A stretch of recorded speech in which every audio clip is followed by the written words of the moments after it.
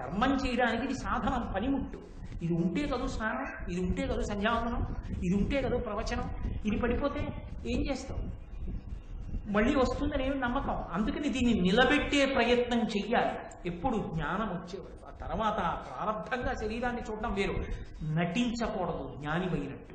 తనంత తాను జ్ఞానివి కావాలి ఈశ్వర కృపతో. అప్పటి వరకు పరిశ్రమ. శరీరము వ్యాధిగ్రస్తమైంది, భయపడకు. ఔషధిని ఇవ్వడానికి ఈశ్వరుడే ఈ భూమి మీద తిరుగుతున్నాడు వైద్యుడి రూపంలో. ప్రథమో దైవ్యోభిషకు అంది యజుర్వేదం. పరమశివుడే వైద్యుడి రూపంలో తిరుగుతున్నాడు. నీ ఊళ్ళో అన్నీ నీకు తెలుసు, నీలో ఉన్నది నీకు తెలియదు, ఆయనకి తెలుసు. ఆయన చూసి ఏమీ బెంగపెట్టుకోకండి, ఇదో మాత్రం వేసుకోండి, రోజు చక్కగా ఉంటారన్నాడు. కాబట్టి ఈశ్వరుడే నీ పాపాన్ని అనుభవించడానికి రోగం పెట్టాడు. ఇప్పుడు భక్తిగా ఉన్నావు కాబట్టి ఆయన రూపంలో ఆయనకి కనిపెట్టేటటువంటి శక్తినిచ్చి విరగ్గొట్టడానికి ఔషధినిచ్చాడు. పాపాన్ని దానికి ఖర్చు పెట్టిన డబ్బులో పోగొట్టాడు. కాబట్టి శరీరమునకు వచ్చేటటువంటి రుగ్మతలకు లొంగిపోకుండా ఔషధములను సేవిస్తూ తగ్గించుకుంటున్నావా?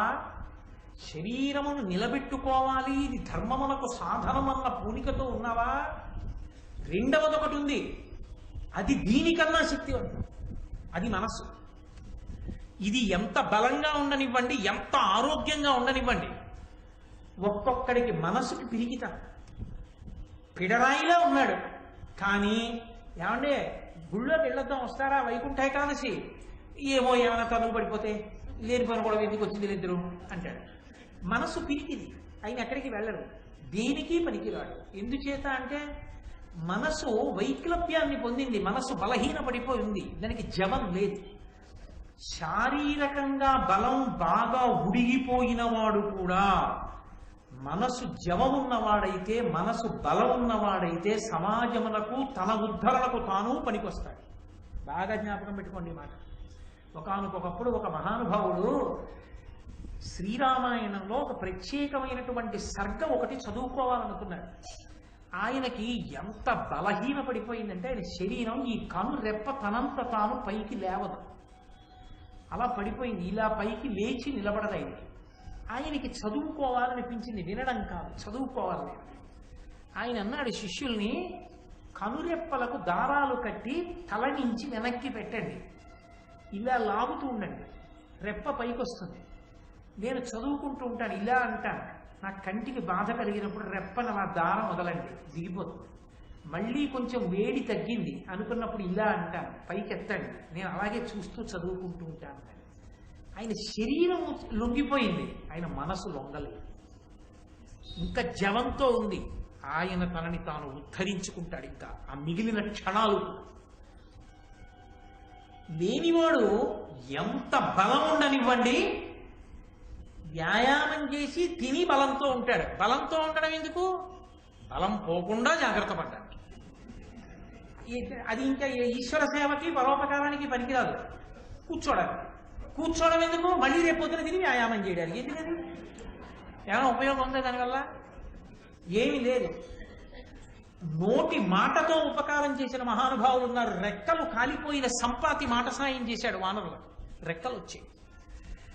మనసుకి కలిగినటువంటి వైక్లభ్యాలు ఉంటాయి. కుంగిపోయాడంటారు మనిషి కుంగిపోయాడండి ఆయన. ఎందువల్ల కుంగిపోతాడు? మనసు మీద తగిలింది దెబ్బ. ఎవడో మోసం చేశాడు, ఎవడో అనలాని మాట అన్నాడు, ఎవడో అగౌరవం చేశాడు, ఎవడో అధిక్షేపించాడు, ఎవడో అవమానించాడు, కుంగిపోయాడు. చాలా బాధపడిపోతున్నాడు. వెళ్ళి మాట్లాడాడు. ఏమిటోయ్, నీకొక్కడికే అవమానం జరిగినట్టు బెంగ పెట్టుకుంటావు ఏమిటోయ్? లోకంలో అవమానమును పొందని వాడెవరైనా ఉన్నాడా? నువ్వంటే ఓర్వలేని వాడెవడో నీ మీద ఒక మాట అన్నాడు అనుకో, దానికంత కుంగిపోవడం ఎందుకు? నీ కర్తవ్యతా నిష్టతో నువ్వు వెళ్ళిపో. నేను చేద్దామనుకున్నది త్రికరణ శుద్ధిగా చేస్తున్నానా లేదా? మానవమానములతో నీకేం సంబంధం? ఈశ్వరుడు అనుగ్రహించాడా లేదా? మీ గురువు గారు ఒప్పుకున్నారా లేదా? మీ గురువు గారి ఆశీర్వచనం నీకుంది. నాయనా నీ పథంలో నువ్వు నడు అన్నాడు మీ గురువు గారు. ఎందుకు నీకు ఇంకా భయం? ఏటయా అక్కర్లేని వాటికి అన్నిటికీ ఇలా నువ్వు అందరి మాటలు లెక్క పెట్టుకుంటూ పోతే అందరి మాటలకి ఎన్నిసార్లు చదివిన పడిపోతావు. ఎందుకు మనకి వస్తాయి ఇంకా నువ్వు లే అన్నాడు. అంతే ఉద్యుక్తుడయ్యాడు. ప్రయత్నపూర్వకంగా వృద్ధుల దగ్గరికి వెళ్ళి కూర్చోవాలి. వృద్ధులంటే ఎవరు? నేను అవమానించి మాట్లాడుతున్నానని మీరు అనుకోకూడదు. కేవలము వయసుడిగిపోయిన వారని కాదు, తమ అనుభవంతో తాము కూడా ఎన్ని కష్టాలు పడి ఉంచుకున్నామో చెప్పగలిగినటువంటి వారు. ఒరే ఎవడి జీవితం మాత్రం పూలపాంపురా, ఎన్ని కష్టాలు పడ్డానో తెలుసా అని చెప్పగలగాలి. భీష్ముడి దగ్గరికి వెళ్ళి చెప్పారు, ఒక్క రాత్రి ఉపపాండవులందరూ చచ్చిపోయారన్నాడు. ఆయన ఒక్కొక్కటి చెప్పుకొచ్చాడు. రాజట ధర్మజుండు, సురరాజసుతుండట ధర్మి, శాస్త్రమోత్తేజకమైన గాంధీవము విల్లుయట, సర్వభద్ర సంయోజకుడు కృష్ణుడు సారథియట, ఉగ్రగదాధరుండు భీముడై యాజికి తోడువచ్చునట, ఆపద కల్గుటకి విచిత్రమో. ఎంత విచిత్రం చూశారా ఈశ్వరుడు యొక్క గొప్పతనం అంటే. ఇప్పుడు రాజు ధర్మరాజే, కౌరవులందరూ చచ్చిపోయారు. గాంధీవం పట్టుకున్న అర్జునుడు ఆయనకి తమ్ముడు, బ్రహ్మాండమైన గద పట్టుకు తిప్పుతూ ఉండేవాడు భీముడు ఆయనకి తమ్ముడు, సాక్షాత్తు కృష్ణ పరమాత్మ ఆయనకి చెలికాడు. 5 పాండవుల కొడుకులు ఒక్క రాత్రి చచ్చిపోయారు. ఆపద అన్న మాటకు అర్థం ఇదే. ఈశ్వరుడు ఇలా జరగాలనుకుంటే నీకు ఎన్నున్నా ఆగదురా, ఆపద కల్గుటకి విచిత్రమో అన్నాడు. మంచి మాట చెప్పగలిగినటువంటి పెద్దల దగ్గర ప్రయత్నపూర్వకంగా కూర్చోవడం అలవాటైతే నీకు మొట్టమొదటే వ్యాధి నిరోధక టీకా వేయించుకున్న వాడితో సమానం. ఎందుకని? పోలియో వచ్చాక పోలియోకి వైద్యం చేయించుకుంటే ఓ కాలు చచ్చుబడిపోతుంది. పోలియో రాకముందు పోలియో క్రిమిని శరీరంలోకి ఎక్కిస్తారు. పోలియో వ్యాధిని ఇవ్వగలిగిన క్రిమిని ఎక్కిస్తారు శరీరంలోకి. కాదు డాక్టర్, ఎందుకు ఎక్కిస్తారు అంటే రక్త కణాలకి అలవాటు అవ్వాలి. పోలియో క్రిములు లోపలికి వస్తే యుద్ధం ఎలా చేయాలో, అవి యుద్ధం వాటికి తెలియదుగా. మొదట కొద్ది శత్రువు వచ్చాడు, ఇవన్నీ కలిపి పోరాటం చేశాయి. ఈ పోరాటంలో జ్వరం వస్తుంది, పిల్లాడికి జ్వరం వస్తుంది. మరి పిల్లాడికి జ్వరం వస్తుందని పోలియో చుక్క వేయించకపోతే రేపు పొద్దున కాళ్ళు చచ్చిపడిపోతాయి, వాడు దేగుతాడు. ఇప్పుడు జ్వరం వచ్చింది, కానీ వాడికి పోలియో క్రిములను ఎదుర్కోవడం వచ్చేసింది కాబట్టి రేపు ఎప్పుడైనా వాడిలోకి పోలియో వ్యాధిని కల్పించగలిగినటువంటి సూక్ష్మాంగ జీవులు వెళ్ళిపోయినా వాడికి ఇక పోలియో రాదు. పోలియో వస్తుందేమోనని టీకా వేయించుకున్నట్టు ప్రయత్నపూర్వకంగా పెద్దల దగ్గరికి వెళ్ళి కూర్చుని వాళ్ళ మాటలు వినడం నేర్చుకుంటే జీవితం అంటే ఎలా ఉంటుందో, ఉత్థాన పతనములు ఎలా ఉంటాయో, ఎలా నిగ్గుకు రావాలో, ధర్మాన్ని ఎలా పట్టుకోవాలో, భగవంతుని యందు భక్తి ఎందుకు చెడకూడదో, మనుష్య జీవితం అంటే ఎలా ఉంటుందో ఆ మాటలు మనసులో బాగా నిలబడితే ప్రతిదానికి తత్తరపడిపోయి అటు ఇటు అయిపోయి కదిలిపోయి అశాంతికి గురైపోయి 10 మందిని అశాంతి పెట్టాడు. తాను స్థిరంగా నిలబడి శాంతిగా ఉంటాడు, 10 మందిని శాంతి యందు నిలబెడతాడు. ఇంకంతకన్నా ఏం కావాలో ఈ ధర్మరాజా? అందుకని ఈ రెండిటికి వైద్యం ఎప్పుడూ చేయించుకుంటున్నావా? శరీరానికి వైద్యం ఔషధంతో చేయించుకుంటున్నావా?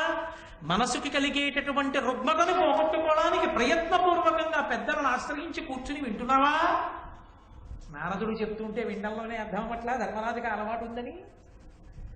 కాబట్టి ఏమీ పని లేక రిటైర్మెంట్ అంతా అయిపోయిన తర్వాత బాగా సీనియర్ సిటిజన్లకి 1% ఇంట్రెస్ట్ ఎక్కడ ఎక్కువ ఇస్తారో అందులో డిపాజిట్లన్నీ వేసేసిన తర్వాత ప్రవచనం విని ఏం ఆచరిస్తావు?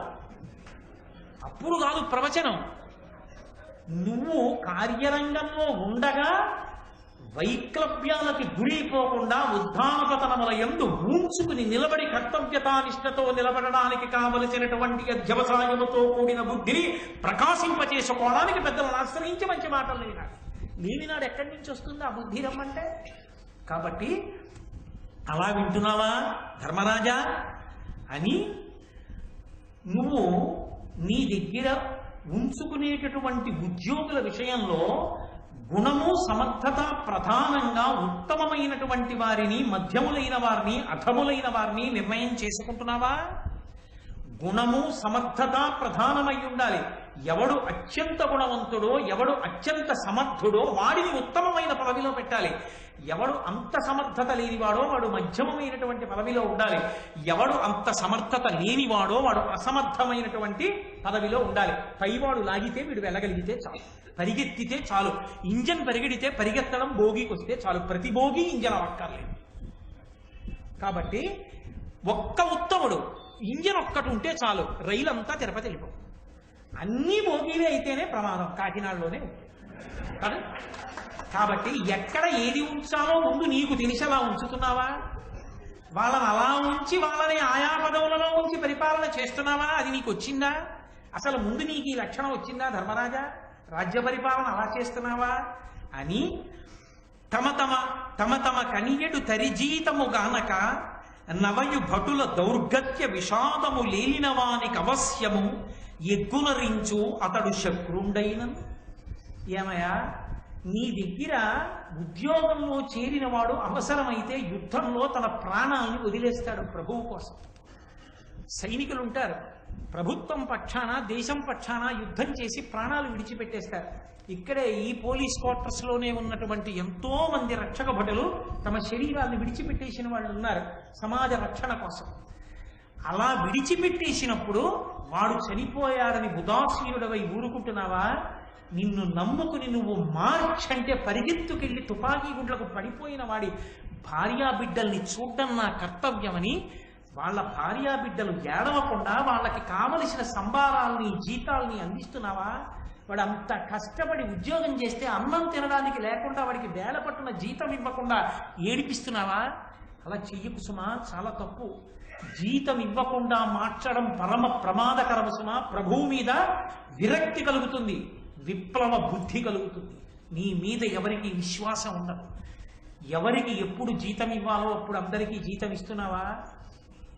యుద్ధంలో మరణించిన వారి కుటుంబాలు దరిద్రంలో ఉండిపోకుండా వాళ్ళ కళ్ళ నీళ్లు తుడిచి వాళ్ళు సంతోషంగా ఉండేటట్టు ఆయన పడిపోయినా మా కుటుంబాల్ని ప్రభుత్వం ఆదరిస్తోందని 10 మంది సంతోషించేటట్టుగా మార్గదర్శకంగా ఉండేటట్టుగా నువ్వు నిలబెట్టగలుగుతున్నావా? అలా నీ దగ్గర పనిచేసే ఉద్యోగుల యొక్క యోగక్షేమములను నువ్వు చూడగలుగుతున్నావా? హీనులకు కర్షకులకును భూనత ధాన్యంపు బీజములు వణిజులకు మానుగ శతైక వృద్ధి అనూనముగా రుణములిత్తే ఉత్తమ బుద్ధి. దరిద్రులైనటువంటి వాళ్ళు, బలహీనులైనటువంటి రైతులు ఉంటారయ్యా దేశంలో. ఆ రైతుకి భూ కమతం ఉంటుంది, నాగలుంటుంది, ఎద్దులు ఉంటాయి, కానీ అతనికి మళ్ళీ తెచ్చి అక్కడ పంట పండించడానికి వేయవలసినటువంటి ధాన్యపు గింజలు కూడా విత్తనాలుగా దొరకవు. ఎందుకంటే ఉన్న కమతమా చిన్నది, ఆ కమతం మీద వచ్చిన గింజల తన భోజనానికి సరిపోతున్నాయి. మళ్ళీ తొలకరి పడే వేటికి విత్తనాలు వేద్దామంటే కాసిన గింజలు దాచుకోవడానికి కూడా సమర్థుడు కాడు. అందరూ డబ్బెట్టే కొనాలనకుండా ఈ గింజలు వేస్తే తప్ప వాడు బ్రతకలేడు. కాబట్టి అటువంటి వాళ్ళెవరో నువ్వు కనిపెట్టి వాళ్ళకి ఉచితంగా విత్తనాలు ఇస్తున్నావా? విత్తనాలు ఒక్కటి ఉచితంగా తినడానికి కావలసిన పంట వాడు తెచ్చుకుంటాడు. వాడికి పెట్టడం నువ్వు అలవాటు చేయకు. వాడికి విత్తనాలు కష్టపడడాన్ని మాత్రం పక్కకి తీసి, వాడు కష్టపడి వాడిని బతకండి. వాడికి కష్టపడడానికి ఎక్కడ ఏది ప్రాథమికంగా తక్కువ అది నువ్వు అందించు. అలా విత్తనాలు ఇస్తున్నావా? ఆ రోజుల్లో మాట్లాడేటండి మహానుభావుడు నారదుడు. రాజ్య పరిపాలన అంటే సంఘ సంక్షేమము అంటే, సంక్షేమ ప్రభుత్వము అంటే ఎలా ఉండాలో, ఎటువంటి నియామకాలు ఉండాలో, ప్రభువు ఎంత సమర్థుడై ఉండాలో నారద మహర్షి ఆ రోజున ధర్మరాజు గారికి చెప్పాడు. విన్నాడు ధర్మరాజు. కాబట్టి వర్తకులు ఉంటారు, వారికి 100కి 1 రూపాయి వడ్డీకే అప్పులు ఇస్తున్నావా అని. ఎవరికి ఇవ్వాలి 100కి 1 రూపాయి వడ్డీకి? వర్తకులకు ఇమ్మన్నారు. ఎందుకని? ఊరు తదస్య ద్వైస్య. పైన శరీరం ఎంత బలిష్టమైనదైనా అయి ఉండొచ్చు, కింద కాళ్ళు ఎంత అందంగానైనా ఉండొచ్చు. తొడలు తోటకూర కాడల్లా ఉన్నాయనుకోండి, ఏం నిలబడతాడు? తొడలు బలంగా ఉండాలి. తొడలు బలంగా ఉంటే ఈ కింద వాటి మీద ఈ పైదాన్ని నిలబెట్టి గమనం ఉంటుంది, కదులుతుంది. వర్తక వాణిజ్య రూపంగా ప్రజలకు కావలసినవి ప్రజలకు అందించి ముడి సరుకులను కొని వాటిని కావలసినటువంటి వినిమయాత్మకమైన వస్తువులుగా ఉత్పాదన ప్రక్రియ యందు సిద్ధహస్తుడై వ్యాపారం చేయగలిగినటువంటి జన్మత అటువంటి నైపుణ్యమును పొందినటువంటి వాడు వర్తకుడు. వర్తకుడిని నిలబెడితే కదూ సమాజం వృద్ధిలోకి వస్తుంది, 10 మందికి ఉద్యోగాలు దొరుకుతాయి. అందుకని అటువంటి వారిని వృద్ధిలోకి తేవడానికి 100కి 1 రూపాయి వడ్డీకి అప్పులు ఇస్తున్నావా? అది ఆనాటి మార్గదర్శనం. సమాజ పరిపుష్టిని కాంక్షించి మాట్లాడారు. కాబట్టి అలా ఇస్తున్నావా అప్పు? పంగుల మూకాంధుల వికలాంగులను అబాంధవుల దయం బ్రోతే భయార్తుం గడిది శత్రునైనను సంగర రంగమునగాత శరణంబనిన. ఓయ్ ధర్మరాజా, కొంతమందికి ఏదో కొంత ఇచ్చి వాళ్ళు బ్రతకాలని నువ్వు కోరుకోకూడదు. కష్టం చేసి వాళ్ళు అసలు కష్టం చెయ్యడం అన్న మాటకి ఇక పనికిరారు. ఎందుకని? సమాజంలో వాళ్ళు మోసపోవడానికి, కష్టపడడానికి పనికిరాని రీతికి దగ్గరగా ఉన్న వాళ్ళు విధి చేత అలా నిర్ణయింపబడ్డారు వాళ్ళు. అందుచేత నువ్వు దయతో చూడాలి వాళ్ళని. ఎవరు? పంగుల కుంటి వాళ్ళు ఉంటారు, రెండు కాళ్ళు లేనివాడు. వాడు ఏమి చేయగలడు? వాడు ఏమి చెయ్యలేడు. వాడు ఏమీ చెయ్యలేడు అని నువ్వు అనకూడదు. వాడు కూడా సంతోషంగా ఉండేటట్టు నువ్వే చూడాలి. ఎందుకని? ఒక కుటుంబంలో తండ్రికి కాళ్ళు లేని కొడుకున్నా తను బతికున్నన్నాళ్ళు ఆ తండ్రి చూస్తాడు. కానీ ఆ తండ్రికి బెంగ మిగిలిపోకూడదు. నా తర్వాత వీడి బతుకేమిటి, వీడు నాకన్నా ముందే వెళ్ళిపోతే బాగుండని ఏడవకూడదు తండ్రి. నా ప్రభుత్వం ఉంది, నా ప్రభు ఉన్నాడని నమ్మి బ్రతకగలగాలి. అలా నువ్వు వాళ్ళని ఆదరిస్తున్నావా తండ్రిలా? ఆ దయని ఎందుందా? ఆ పరిపాలనా నిర్వహణ ఎందున్న కరుకుతనం సంక్షేమ కోణంలో చూసేటప్పటికీ ఆర్ద్రమై మెత్తపడిపోతుందా నీ మనసు? అలా చూడగలుగుతున్నావా ధర్మరాజా? మూకాంధుల, మూగి వాళ్ళు ఉంటారు, నోట మాట లేని వాళ్ళు. పాపం వాళ్ళ జేబులో ఎత్తుకుపోయినా, వాడి మెడలోని లాగేసినా వాడు అలవలేదు. వాడికి తీసుకొచ్చి ఎన్నో పెట్టడం కాదు, వాడు తిని సంతోషంగా ఉండేటట్టు నువ్వు శ్రద్ధ తీసుకోవాలి. కాబట్టి మూక అంధుల, కళ్ళు లేని వాళ్ళు ఉంటారు, ఎంతటి ప్రమాదానికైనా లోనైపోతారు, ఎంత తేలిగ్గానైనా మోసపోతారు. అటువంటి వాళ్ళని నువ్వు కంటికి రెప్పవై కాపాడాలి సుమా ప్రభువు. అలా కాపాడుతున్నావా? వికలాంగులను, శరీరమునకు ప్రధానమైన అంగముల యందు వైక్లభ్యం ఉన్న వాళ్ళు ఉంటారు, అటువంటి వికలాంగులను అబాంధవుల, నా అన్న వాళ్ళు లేని వాళ్ళు ఉంటారు, ఎవ్వరూ లేరు ఒక్కొక్కడి. అబాంధవుల, అనాథ అన్న శబ్దం వాడలేదు. ఇక్కడ వచ్చింది సంస్కృతిలో తేడా. అబాంధవులు ఉంటారేమో, అనాథలు లేరు సమాజం. ఎందుకో తెలుసా? అనాథ అన్నవాడు ఒకడుంటే పరమేశ్వరుడు అన్నవాడు ఉండడం అవసరం. ఆయన అనాథనాథ సర్వజ్ఞ, అనాథలకు నాథుడు వాడు ఉండగా ఎవడు అనాథ ఈ ప్రపంచంలో? ఎవ్వడూ అనాథ కాడు, అందరికీ వాడు ఉన్నాడు. వాడు ఉన్నప్పుడు అందరూ సనాథులు, ఎవ్వరూ అనాథ కారు. అనాథ అన్న మాటే లేదు. అనాథ అన్న మాట వర్తిస్తే పరమేశ్వరుడికి ఒక్కడికే వర్తిస్తుందేమో అన్నాడు ఒక గడుసుకని.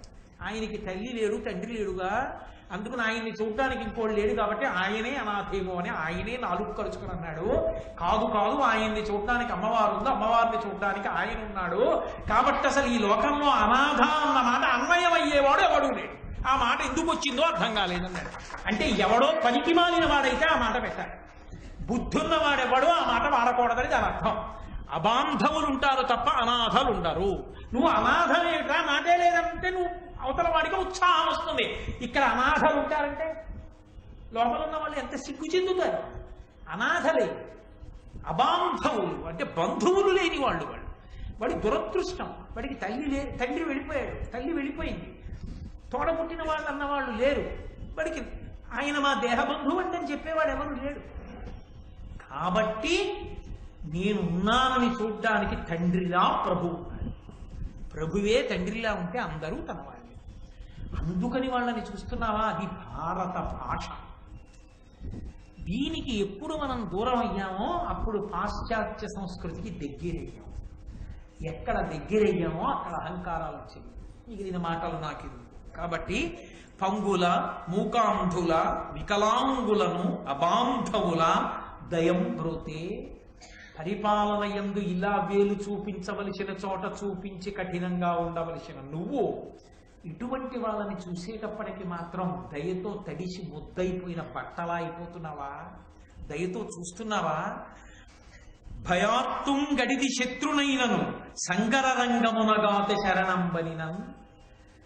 ఎంతటి భయంకరమైన శత్రువైనా, నువ్వు ఎంతో కాలం నుంచి వీడు దొరికితే బాగుందని ఎదురు చూస్తున్న శత్రువైనా సరే ఉన్నాయా అన్న మాటకు అర్థమేమిటి?